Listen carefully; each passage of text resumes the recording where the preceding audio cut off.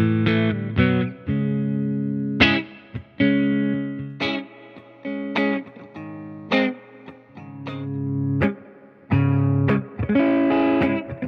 my name's Jason. I'm going to do a demo of some amps with the constraint of running the amp at 85 decibels or less.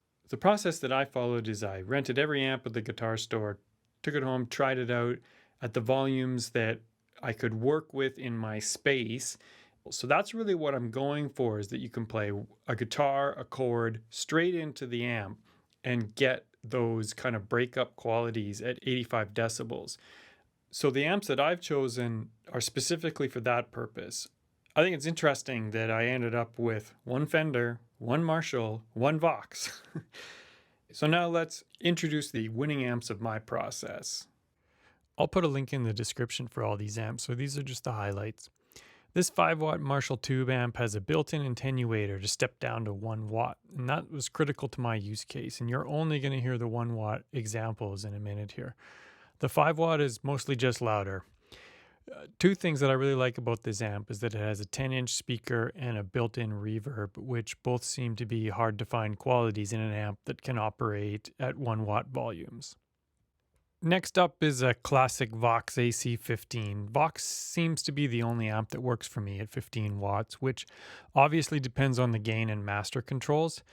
I've got them set here at about 20-30% on the gain and 10% on the volume to hit about 85 decibels.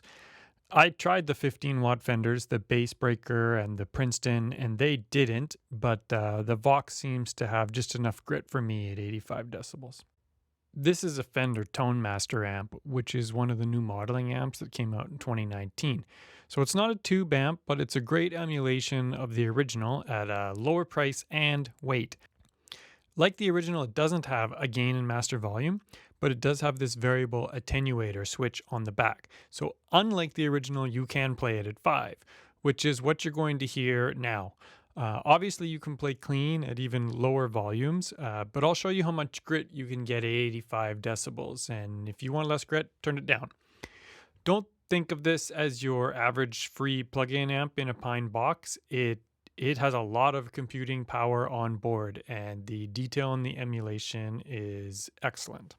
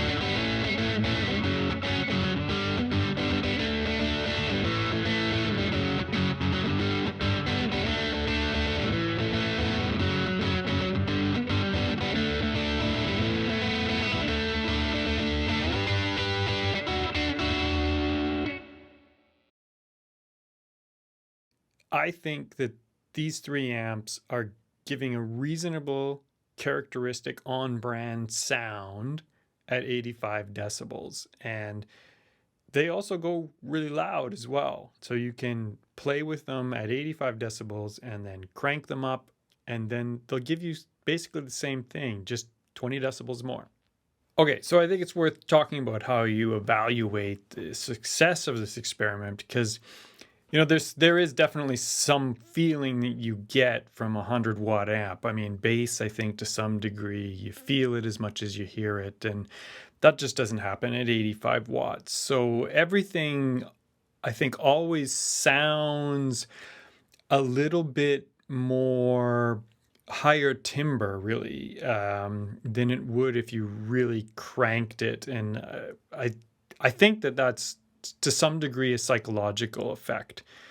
To me, the focus is on how the amp breaks up and dynamically behaves for practice reasons. It's, to me, the tone of all of these amps sounds good in the room. So I wouldn't as much judge the tone that you're going to hear on the video here, because obviously there's tons of variables there.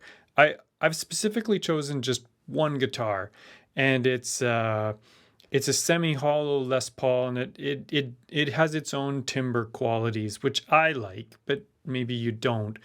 And to me, these amps are doing what they're supposed to do, and this is the sound of them in the room. So I guess if you don't quite like the tone of these amps, it's possible that your guitar will still sound good on these amps, or if you EQ the amps themselves, the amps sound right to me. They sound the way I wanted them to, and the breakup qualities were where I wanted them to be. I think that the Marshall sounds great on clean tones and has a nice breakup on the clean setting. I think it's interesting that it also gives the ultra gain sound of a Marshall, which isn't really testing the sort of dynamic qualities of breakup, because it's already just like completely in your face. If you take that amp and just like hardly put any gain on it on the ultra gain setting, it's already like ultra gained. So that's why I didn't really show a lot of that detail. It's a nice feature of the amp that I think would be interesting if you were considering it. The Fender, something that I didn't really show, there are the multiple attenuator settings, and I played it all on the lowest wattage, and I played it basically all at 5. If you want, you can play the Fender at 3 and get less breakup than I was. I think what you heard was the Fender, getting pretty far along the distortion curve, even at 85 decibels. So that's really wanted to show. And I think if you know the sound of a Fender amp, if you turn it down to 3, you're going to get more of a nuanced breakup on the, when you're hitting it a little harder. And that is what you get. And I didn't show all those details just because the video would be too long. But and the other thing, you've got the 5 attenuator settings on the Fender, so whatever breakup level you want, you can basically get it at the volume you want. That thing on full volume is crazy loud. You can easily get all of these amps over 100 decibels.